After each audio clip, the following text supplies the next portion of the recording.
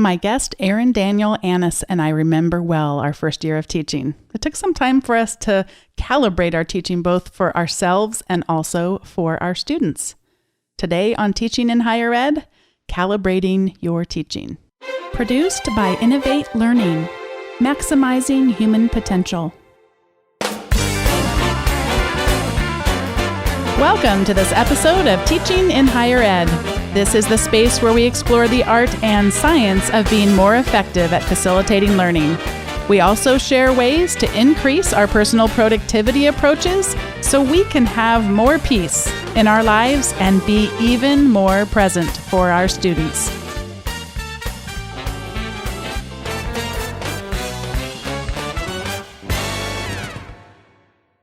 I'm joined today by Aaron Daniel Annis for episode 45 of Teaching in Higher Ed. And he was on episode 43, but for anyone who didn't listen, I want to just do a quick overview of his background. He is an assistant professor of cinema arts, and he's also the faculty director of the Vanguard Sundance program. Welcome, Aaron Daniel. Thank you for having me. Well, Aaron Daniel, I know today on the show, this episode's probably going to feel the most like if someone was just standing in the hallway listening to us talk. Right. Because I've been at this now for 10 years and you have a little bit fewer years than me, but we both remember that first year teaching. So I wanted us each to kind of share what we remember about our first year of teaching and what some of the surprises were. I think it'll probably resonate with some of the people listening. So I know for myself, I was pretty shocked coming in because I had been doing a lot of corporate training or consulting with organizations, helping them with leadership development. And coming into a college classroom, I was just really surprised at some of the barriers that are still up. I kind of joke sometimes, and maybe it's callous of me, but the too cool for school stuff. And especially when I teach a lot of our freshmen that are traditional freshmen coming in as an 18-year-old, they really haven't quite learned yet what a relationship with a professor could be. And I think that's one of the things we do best at our university is really those relationships. And that's something that's distinct about our school from what we hear from our alumni and from our students. So I know for myself, I didn't think it was going to be, I had to learn, I guess, new ways of building relationships because in the business world, it was sort of taken for granted that when we work together to develop your skills, the trust was almost there from the start, at least on the surface level, it was there from the start.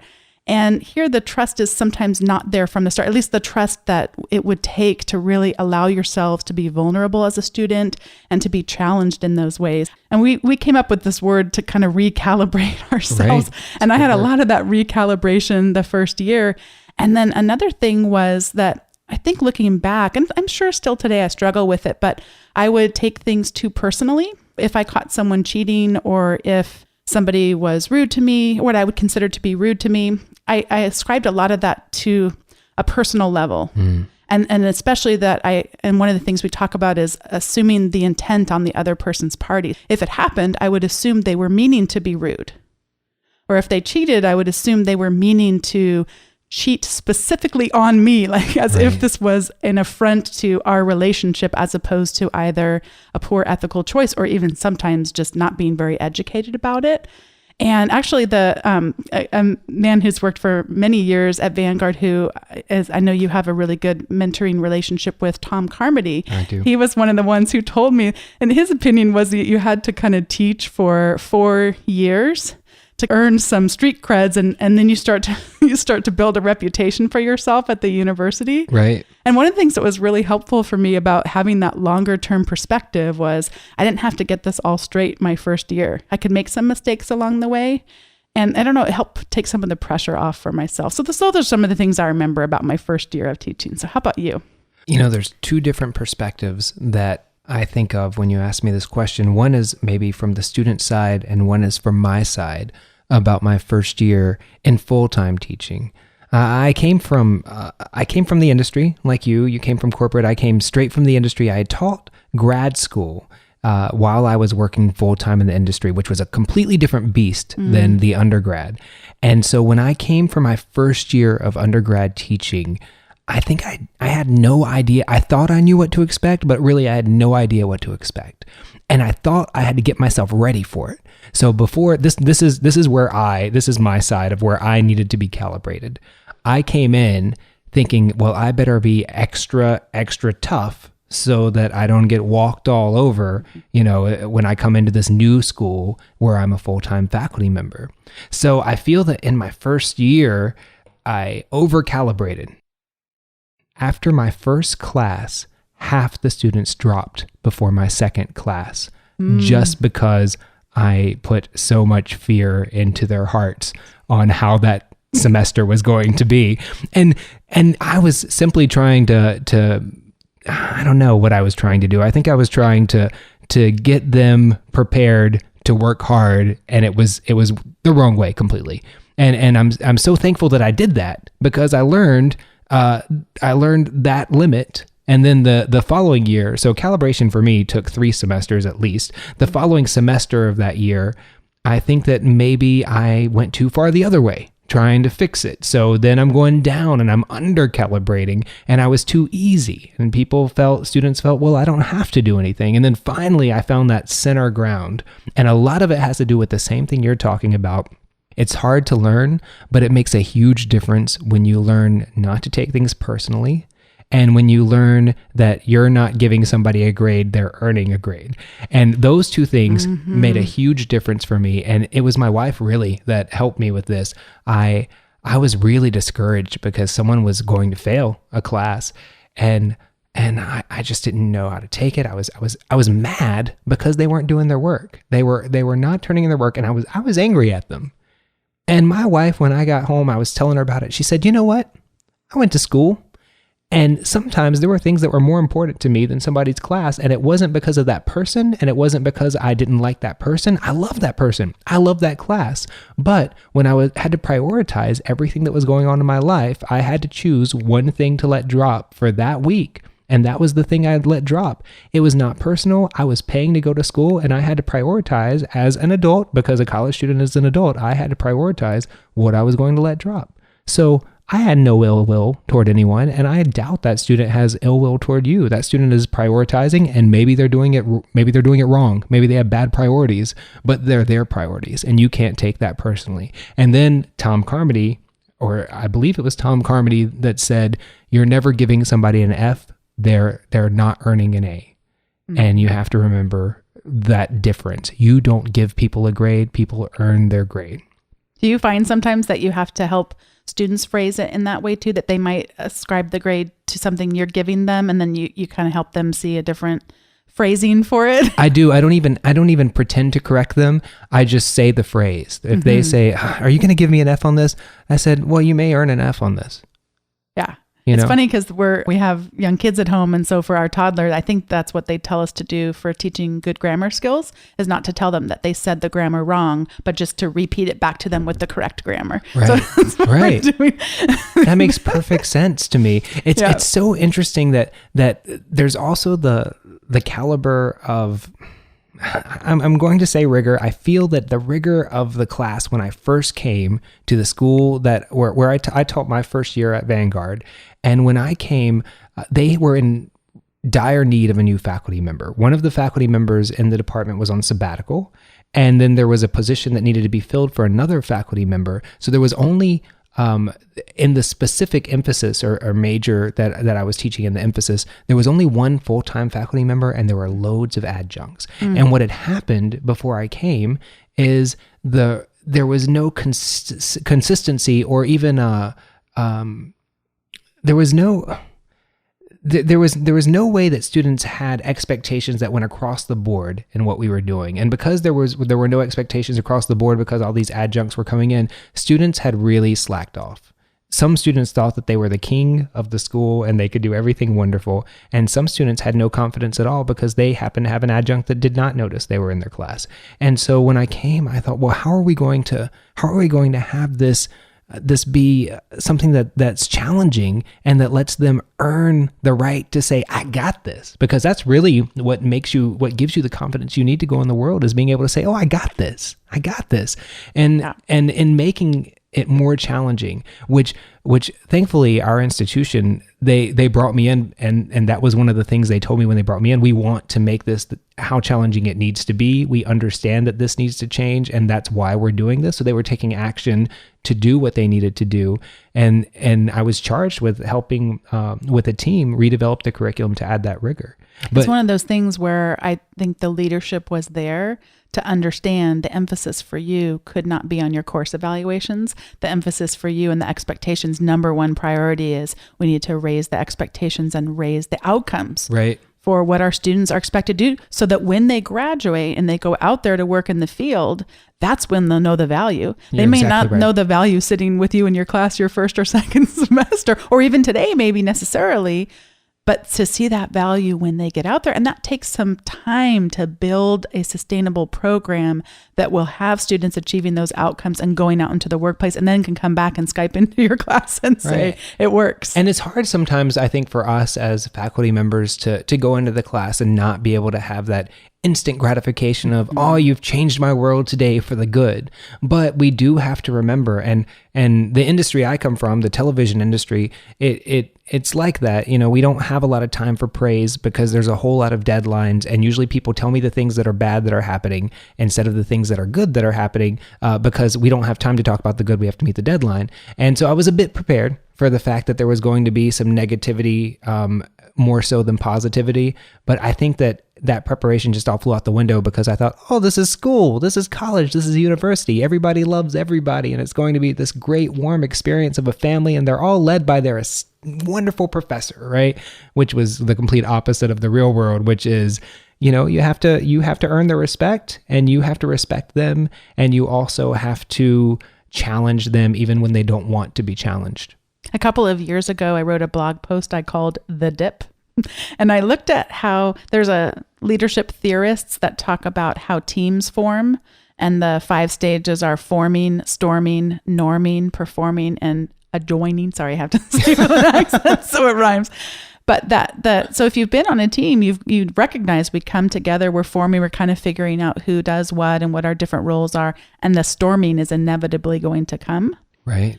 And just knowing that about a team, it's like knowing that Elizabeth Kubler-Ross has the stages of grief. Mm-hmm. And when you're going through that deep grief, to know, it doesn't make it tremendously easier, but at least you go, oh, this depression that I'm feeling, this is a normal response to what I've gone through. And for me, with the classroom, I've started to find that there are some similar patterns where there's going to be a time in the semester where it's a dip and it has nothing to do with you. It doesn't mean you're not a good teacher. It doesn't mean you're not doing a good job with class prep. It means that it's that time of the semester where everyone's exhausted, sleep deprived, these other things. And just to recognize, and in fact, I talked to one of the professors at our institution who I think has been teaching 30 some years. And he said, yep, every semester you'll see that pattern. And a guy from the UK posted on the comment section of the dip and said he had actually wrote a longer post about this where he had looked at some of the same things. So I'm going to post to both of these things in the show notes. But I think that's another thing, is just kind of recognizing that as good as we do, some of the stuff is going to be such an external factor and not going to have to do with us necessarily. But that doesn't mean we completely ignore it. I had I feel like we're in a dip right now in our semester. Do you feel like people are ready to be done? I feel you completely. I'm with you. So a guy comes in, and in fact, he is a double major. He's a business major and he's a theater major too. And I just found this out today. I was so bummed because I'm not sure I'm going to get to make it, but he's in the cast for the show that's about to start this weekend. That's great. So you can only imagine this young man. He's got a lot going on. Let's just say that. Yeah. So he came in and I forgot, he kind of was groaning a little bit, like put his head on the desk. And I think I just act like I'm cheerful, even if I'm not. Mm-hmm. And so I believe I said something to him. I'm not even sure he responded, but I didn't take it personally. I was so proud of myself. I just said, usually when someone greets you, you would say, hello, how are you? And like, I sort of, but I wasn't, in fact, I was a little bit more mellow. I was sort of teasing him a little bit. Right. And then he actually did say it. He said, hello, how are you? And I don't have to take that personally, no. But I also don't have to take it. That's right. Because he's going to be better off in his life if he doesn't have someone who challenges him to say, no, a common decent thing is not to be so inside you. And he's not like that. He's a great guy. I mean, I know he's a great guy. So I've had times where there's students I really like who might do something that in the past I would have really allowed to color how I felt about them far too much. And now it's just kind of like, you're a good guy, sit up in your chair. And if I just said hello to you, you can say hello back and smile. And I think that we're all the better off when I can do that. But I say it with a smile, and I say it assuming the best of him. I think that's great. And there's one other thing while you were talking, I was thinking about expectation. And I personally, I'm not a big fan of surprises. I don't like to be surprised. I like to be prepared. And I think I don't give students enough credit for maybe feeling the same way. And I would encourage anyone who's a new faculty member or a new faculty member at a school, maybe you've taught for a long time, but you've changed to a new university, to remember that students also don't always like that surprise. They want to know what to expect. And I found that the students who I had a whole lot of trouble with when I first came to the school, that gave me a hard time, they kind of moved on, and the new class of students knew what to expect. They knew how challenging I was. They knew what my standards were, and they knew what I would and would not take as a professor, and they came in prepared. It wasn't a surprise to them, and the people who were not surprised had the ethic that they needed, on average, for the most part, had closer to the work ethic they needed to be successful in my class. And that's not the fault of a student who doesn't know what your expectations are. You must voice your expectations, but also it's encouraging to know that it's basically the same thing you said that Tom Carmody, the mentor of mine, told you about giving it 4 years. Give it time for the atmosphere for the air to get electric with what your expectations are, so that students that are coming up will just come in knowing, oh, this is the type of professor this is. And I feel like it gets easier because of that. I am also a huge fan of rubrics. And if I titled this episode Rubrics, by the way, I know from my listener numbers that not very many people would listen to it, but I will tell you, rubrics or other means of communicating your expectations for assignments in advance that begin with the end in mind. If you begin with the end in mind and you describe what excellence look like, you will be stunned at how many students rise to it. I have found that my teaching just gets harder and harder every year, in the sense of my expectations rise every single year, because I'm constantly going back to envisioning what would excellence look like. Right. And then I love that our jobs afford us the opportunity to stay in contact with so many alumni. So you're able to see the long arc of what value looks like to them, and then have that calibrate your teaching. But what I find I'm doing a little bit less of every year is taking things personally or losing context, kind of like Jenny, your wife, was telling you about that. In fact, I think it was 2 years ago, I had to have a little minor surgery, and it was something I was really worried about, the surgery. And I had made all these plans to do it in the summer, and then I wasn't able to do it in the summer, and it's just a bummer. So actually my in-laws flew out from Chicago to take care of the kids. And I mean, it was just this whole thing. And I taught, it was a Monday, Wednesday, Friday, but I think it was a Wednesday, Friday in person and a Monday online. So I had this Friday thing, but that was the best time to schedule the surgery, to do it on a Thursday, so I'd have a longer weekend to recover. So I'm going, the subject was corporate social responsibility. And I was going to try to get my friend who works for Visa in corporate social responsibility and have him Skype in. But then I was like, if my TA's there, but what the Skype doesn't work. And I'm almost, my TA sat down and said, I'd like to take you back in time. I'd like you to revisit your college days. What would it have been like for you when you were a freshman in college if you had a class canceled on a Friday in Southern California, when the beach is how many miles away is the beach from Vanguard? About 3 miles. The beach is 3 miles away. Would you be disappointed or happy? And that resolved that. I gave myself permission to cancel one single class and take care of the surgery and get real. So I wonder if there's anything that you do in terms of calibrating or recalibrating your teaching, where you intentionally go get back in touch with what is it like to be in something entirely new to you, just like it is for them to go to college, a whole new living experience, a whole new language, a whole new culture, all these people. Is there anything you try to do to stay sharp on that? That's a great question. As you were telling that story, I was remembering my wife is definitely my partner when it comes to recalibrating myself because we don't see how we're dealing with situations from an external viewpoint, right? So sometimes it's hard for us to really get a good reflection of how we're dealing with the situations.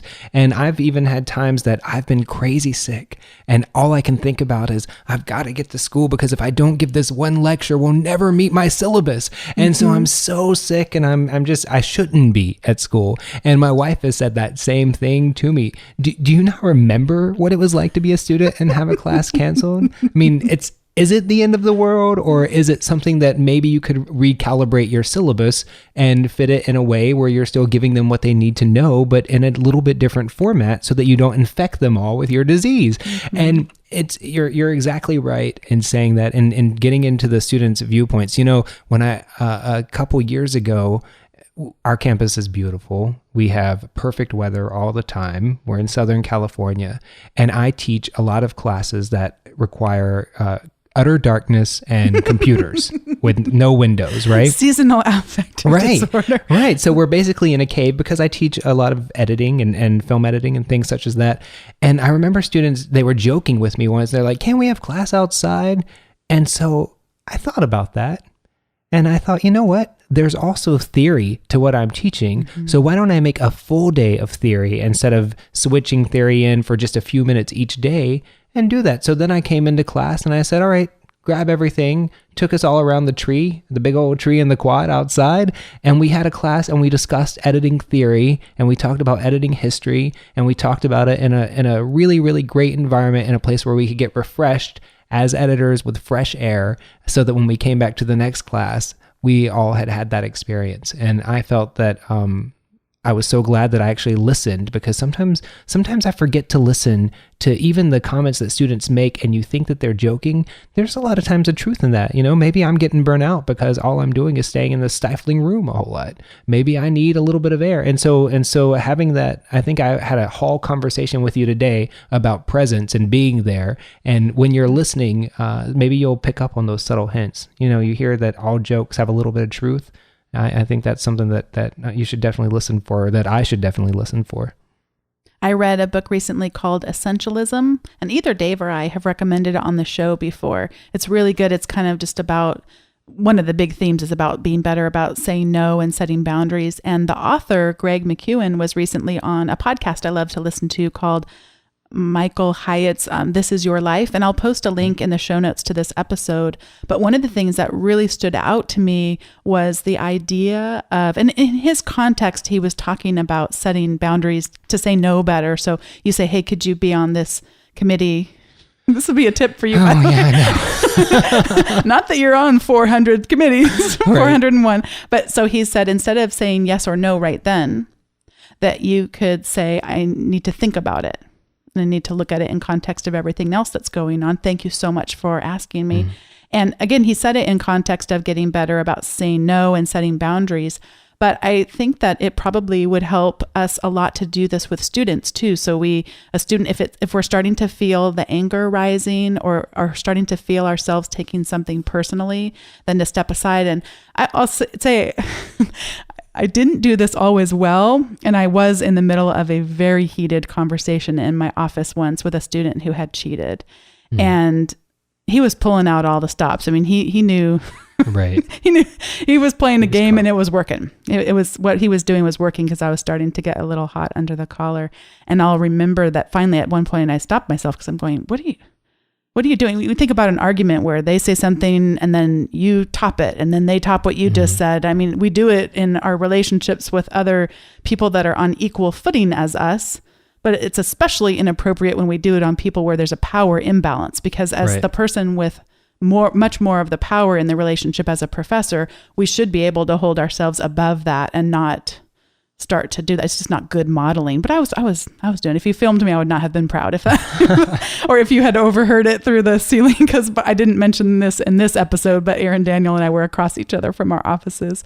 So at any rate, I remember finally just kind of catching hold of myself and saying, I think we're both feeling a little bit upset about this. And I don't think it's a good idea for us to continue with our conversation. So I'm going to put our conversation to a close. And let's get together back again next week. And let's talk a little bit more about this. And because he was just insisting that he hadn't cheated. And it was so obvious that he had. Sure. And my friend had said that this is the phrase I was supposed to repeat. The evidence does not support that. The evidence does not support that. But I had failed at that assignment. And so it was hysterical because as soon as I told him, I'd calm myself way down. I just said, I think we should revisit this next week. He finally went, oh, never mind. I did it. Right. That's good. The thought of having to meet with me again was too much. Let me ask you a question, if it's okay, about a current struggle that I'm just trying to figure out. I'm trying to calibrate this part, and it's the out of classroom calibration. And so it's what level of technology I allow and what hours I allow myself to be working when it comes to direct contact with students. Students emailing me at midnight the night before an assignment, knowing that they're up late doing a film project and they're locked and they can't get any farther and the assignment's due tomorrow, and can they have help? Or students tweeting me now. I have students that'll direct tweet me because they know that'll pop up right away. And I encourage students, I don't allow students to befriend me on Facebook because I consider Facebook personal, which is one of the reasons I stay pretty active on Twitter, because Twitter is more of a professional outlet for them to follow me and for us to communicate. So now I have students direct messaging me on Twitter, knowing that'll pop up on my phone. And then every once in a while, if I have an extreme situation, I'll give a student my cell phone if we're going to a trip together.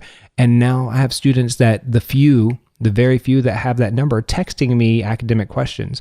I do not return texts for academic questions, but I still feel that I'm trying to calibrate when to shut off contact about assignments that are coming soon when students are emailing me and it's outside of office hours. What's your policy? How do you calibrate that?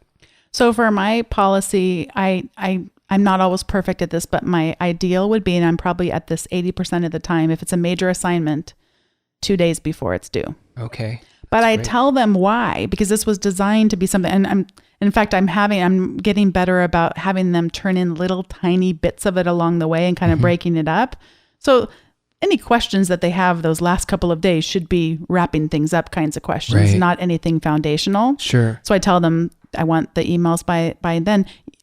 We have different bedtimes, different wake up, different schedules. And I want to make sure that I get back to you with the information you need. And I'm not going to be able to do that if we don't have that kind of time. And I also want to make sure that you're really putting the final touches, not worried about getting essential information. I will also tell you that I did that recently, about 2 weeks ago, and somebody emailed me after the time and I still emailed them back and I feel like a failure. So I'm not perfect at it. The cell phone, I'm so glad to hear you say that you don't do it. I don't do it. And I would first, I have a different philosophy about Facebook. So I have had students who Facebook friend. Sure. And mostly the only times I ever get emails are things like requesting a reference. I actually haven't had students ask me something class related, but even then I'll just send a little friendly note back that says, I got your question. I want to make sure I attend to it. Could you send it to my Vanguard email just so I make sure that I do a good job for you on this, or I try to always turn it to how it's a benefit to them. And for anyone listening, that if you want to automate this, because I always think this is the kind of stuff that comes up all the time. Right. I use a program called Text Expander, which is on the Mac, but on the PC, it's called Breevy, Breevy. I'll put a link to those in the show notes, but I can have it automatically do that with just a couple of keystrokes, type in that whole message. Oh, that's great. I don't have to retype it every time. But, I really want to make sure I do a good job with this. Please send it to my Vanguard so I make sure it doesn't fall through the cracks. Boom. I know I need to learn to not take that personal, because I physically because I'm so used from the television industry to being ready for deadlines. And so deadlines are such a big deal to me still in my soul, Mm-hmm. And so I physically get ill when I have a student email me the night before an assignment's due and say, everything's done, I'm exporting the assignment, but my software has crashed and I have no idea how to recover. What can I do? And I'm constantly on the fence. Do I stay up till 3 a.m. troubleshooting through messaging to this person on how they can fix that? Or should I say, well, you should have finished this in time to do a test export and therefore have your assignment prepared in time? I have another idea, which requires another question though. Okay. What time do you typically have things due? I usually have things due at the beginning of class, at the beginning of my class section, whatever my class section is. I wonder if it might be better to have things like that due by 5 p.m. Interesting. Possibly just the end of the business day. Because then I can't imagine there's probably going to be too many 2 a.m. I see what you're saying. You are right. A lot of my big assignments. I'm remembering that a lot of my big assignments I give them till midnight instead of the beginning of class, and that's I'm sure that's a reason why, is because they're frantically. Yeah. 5 p.m. is a good kind of end of business day, middle of the day, where maybe those things will be happening in the daytime for those people that procrastinate. I find it happens a lot less. That's if smart. I have 5 p.m. due times. I love that idea. I love that I'm learning on the show while being a guest on the show of what to do. That's perfect. I appreciate it. Because if we have midnight, we know what's going to happen. But if your class starts at 9 the next morning, we need to remember what will happen. And that is staying up all night to get it done for that 9. They're not typically going to stay up all night if it's at 5 p.m. in my experience. That's a very good point. I've never used that time. That's a great idea. The other thing I find sometimes is there's the excuses that will be, one example would be I emailed it to you, but it must have not gone through. Oh, right. So I will say, great. Well, why don't you just bring your computer with you, the one that you used, and just don't open the file, because I'm going to be able to see the information that's embedded in that file when it was created, when it was last edited. And that usually you can see the expression in their face go from sheer panic to, oh my gosh, I can't do this to this woman. I can do it with my other professors, but I can't do it with her, to, oh, sure, I actually have it with me right now. There was a gal who had just uploaded the wrong file. And I hate to say this. If you tell me as a student you uploaded the wrong file, I've had it so many times that's just a dishonest way. This student really had uploaded the wrong file. And it was so sweet because she was so afraid to tell me. And she thought, is there anything I could do? She's just really trying to build up her points for this class. It's not going well for her. And I was like, this happens to all of us. We all have attached the wrong thing to an email. As long as you have a file on your computer that we could look at together that shows that it was not been edited at all since the due date, that's just an honest mistake. There's not going to be any problem. You just have to give me a few more extra days to grade it, because I'm going to have to build that into my schedule, but no problem. She was so happy. But that, unfortunately, there are many times where they just don't have the evidence to back up. Sure.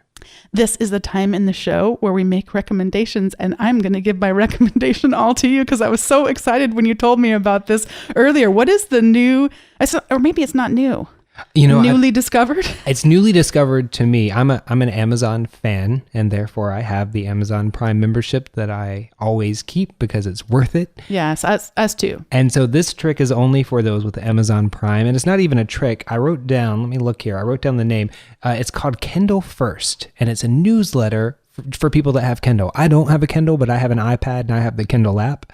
So if you have the Kindle app, or if you have Kindle, if you subscribe to the Kindle First newsletter and you're an Amazon Prime member, you can find it online. Maybe you can put the link up. Oh, absolutely will. And every month you'll get their editor's pick. They'll show you 4 Kindle books that the editors like, and you can choose one of those books to download for free every month just for subscribing to the newsletter. It's fabulous. And of course, we know that there'll be other books that look good to us when we read them. But that's right. They know that too, right? It sounds like a great deal. And I think Amazon Prime is great. I was telling you how much I love the new Amazon Kindle. It's a Voyage that Dave got me, because all it does is I read books. So I don't get distracted by the social media and all of that. And you were saying you have the first. I have the original Nook, Barnes & Noble Nook, that was $250 for the most simple reader that you can possibly imagine at the time, but it's just wonderful. I love it because it's distraction free, and it's there for one purpose and one purpose only, and the battery lasts forever. Thank you so much for being on yet another episode, and I hope we can do this again in the future. If people want to get in touch with you on Twitter and start following your work, what could they do? They can find me at Supermanus. That's Superman NAS.